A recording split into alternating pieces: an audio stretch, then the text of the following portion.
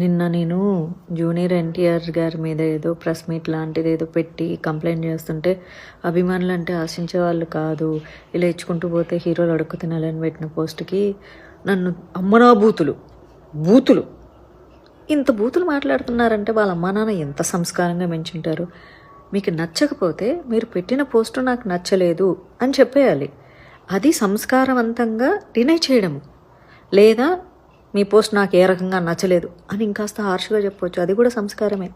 ఎల్లు M dash నువ్వు చచ్చిపోతే బాగుంది ఇంత కోరుకుంటున్నారంటే అసలు వీళ్ళ అమ్మానాలు వీళ్ళని సక్రమంగా కన్నారా, సక్రమంగా పెంచారా అన్న అనుమానాలు వస్తున్నాయి. అండ్ అనుమానాలు నిజం కూడా అనిపిస్తుంది. ఎందుకంటే ఈ రేంజ్లో బూతులు మాట్లాడుతున్నా అంటే వాళ్ళు సక్రమంగా పుట్టలేదు, వాళ్ళ డిఎన్ఏ వాళ్ళ ఫాదర్ది కాదు అని ఇంత నీచంగా మాట్లాడుతున్నారు అంటే ఇంకా గాలికి వదిలేసి ఉంటారు. సరే వాళ్ళ గురించి వదిలేండి. కానీ ఇంకో మాట అన్నారు, అయ్యో ఇది అసలు నాకు భలే స్ట్రైక్ అయింది. మరి అలాంటప్పుడు హామీలు ఇవ్వడం ఎందుకంట.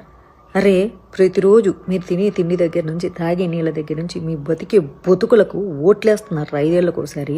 పొలిటీషియన్స్ హామీలు ఇస్తే ఏనాడన్నా మా హామీలు నెరవేర్చారని ఒక్క లీడర్ని అడిగిన పాపాన పోయినారా దరిద్రులారా? ఎందుకు ఊరికి సినిమా హీరోల మీద పడి ఏడుస్తారు? ఎందుకంటే మీరు లీడర్లను క్వశ్చన్ చేస్తే కట్ చేసి పొడదొబ్బుతారు అడిగినందుకు.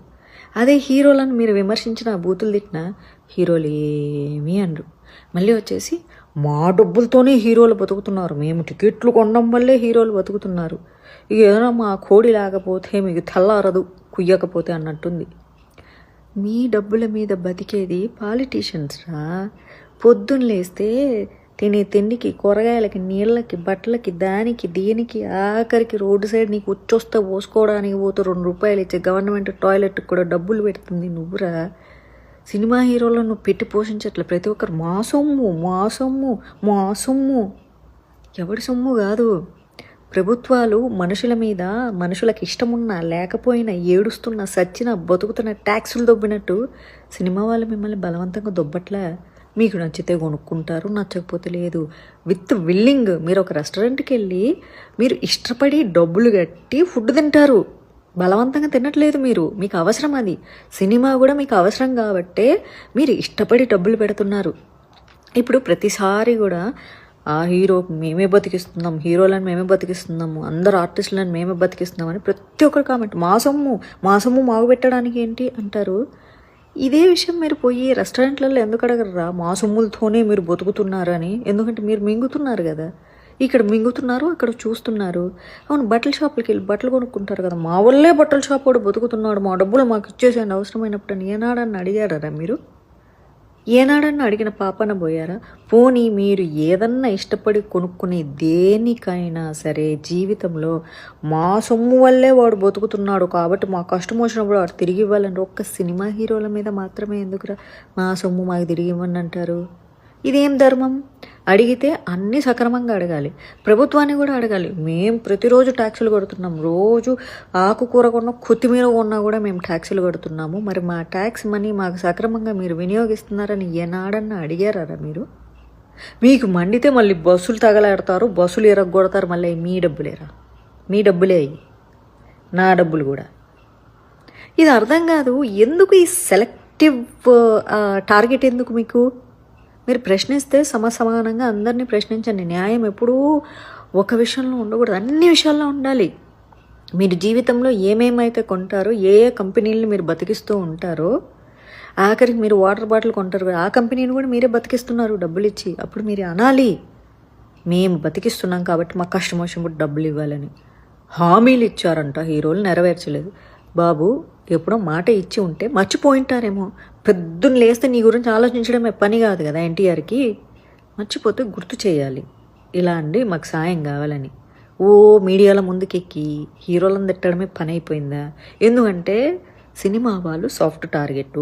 పేరు కోసం, ప్రతిష్ట కోసం, పరువు కోసం ఏమన్నా సరే అన్నీ మూసుకొని ఉంటారు కాబట్టి తిడతారు. మాకు అభిమానం మొత్తం ఎత్తుని పెట్టుకుంటాము, అభిమానం లేకపోతే మేము తిడతాము, మీరు భరించాలి అంటే భరిస్తున్నారు. అందుకే కదా తిడుతున్నారు. ఏ పాలిటీషియన్ నన్ను తిట్టే దమ్ము ధైర్యం మీకు ఉందారా? కనీసం ఏనాడన్న మీ ఎమ్మెల్యేని మా నియోజకవర్గానికి ఏం చేసినవరా చెత్తలంజా కూడా కానీ ఎప్పుడన్నా అడిగినరా మీరు? మేము టికెట్లు పెట్టి సినిమా పోతున్నాం కాబట్టి మేము హీరోని నిలదీస్తాం.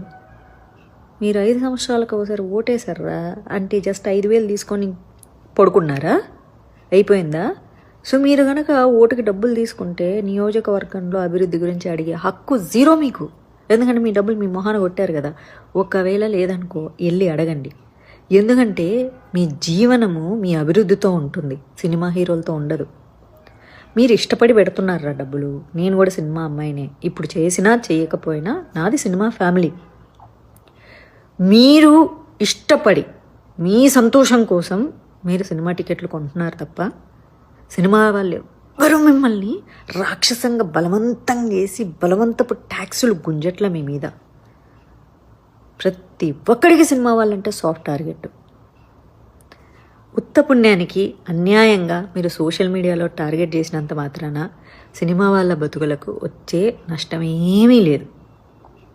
ఎందుకంటే భగవంతుడు అన్నట్టు ఒకడు ఉంటాడు. ఎవరు న్యాయం చేస్తున్నాడు, ఎవరు అన్యాయం చేస్తున్నాడు అనేది చూస్తూ ఉంటారు. మీరు ఉత్త పుణ్యానికి తిట్టిననుకో మీ బతుకులో తిట్టే దగ్గరే ఆగిపోతాయి. నిజంగా ఆగిపోతాయి తెలుసా. మీరు పైకి రారు జీవితంలో, ఏ రకంగానూ కూడా రారు, అస్సలు రారు. ఎక్కడ వేసిన గొంగడి అక్కడే అన్నట్లే మీ బతుకులు ఉంటాయి. ఎందుకు మీ బతుకులు అక్కడే ఉంటున్నాయి, ఎందుకు వేరేవాడు బతుకులు అంటే వాడు ఎదగడానికి ప్రయత్నం చేస్తుంటాడు. మీలాగా ఎదుగుతున్నోని లాగడానికి, తిట్టడానికి మీ ఎనర్జీని అంతా నెగిటివ్ ఫోర్స్ లాగా వాడు మిగిల్చుకోవట్లేదు, ద్వేషించట్లేదు.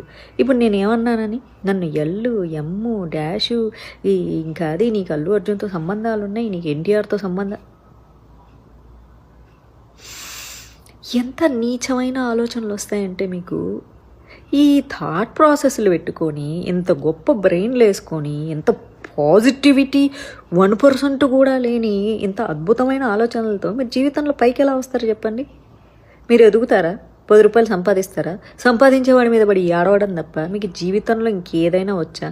మీ ఆలోచనలు ఎప్పుడైతే పాజిటివ్గా మారి మీ నోటిని అదుపులో పెట్టుకొని మంచి మాటలు మాట్లాడి మీ శ్రమని మీ మీద వినియోగించుకుంటే 10 రూపాయలు సంపాదించే చోట 20 రూపాయలు సంపాదిస్తారు. అప్పుడు 20 రూపాయలు సంపాదించేవని చూసి మీకు ఏడ్చే అవసరం ఉండదు. కానీ మీ బతుకులంతా ఏడవడమే కదా. ఏడవడం తప్ప మీకు ఏం పని లేదు. ఏడుపులు మీరు ఆపనంత వరకు, ఈ బూతులు సోషల్ మీడియా అబ్యూజింగ్ మీరు ఆపనంత వరకు జీవితంలో మీరు ఎదగరు. అసలు ఎదగరు. మీ బతుక్కి నెలకు 5,000 జీతం అంటే 5,000 దగ్గరే ఆగిపోతారు. మీరు ఇవన్నీ ఆపేసి పాజిటివ్ యాటిట్యూడ్తో ఉంటే 50,000 కూడా సంపాదిస్తారు. నేను చెప్తాను సీరియస్గా. మీ లైఫ్ అంతే. మీకు 50 ఏళ్ళు వచ్చినా, మీకు బట్టతలు వచ్చినా, మీకు బాణపొట్టు వచ్చినా మీ బతుకులు ఎదగవు. మీ ఆలోచన పాజిటివ్గా మారేంత వరకు. జై శ్రీ. హిట్ టీవీ యాప్ ని డౌన్లోడ్ చేసుకోండి. ఇందులో short news, live news, entertainment movies అన్ని అవైలబుల్ గా ఉన్నాయి. Please download hit TV app. Hit TV app ని ఫ్రీగా డౌన్లోడ్ చేసుకోండి.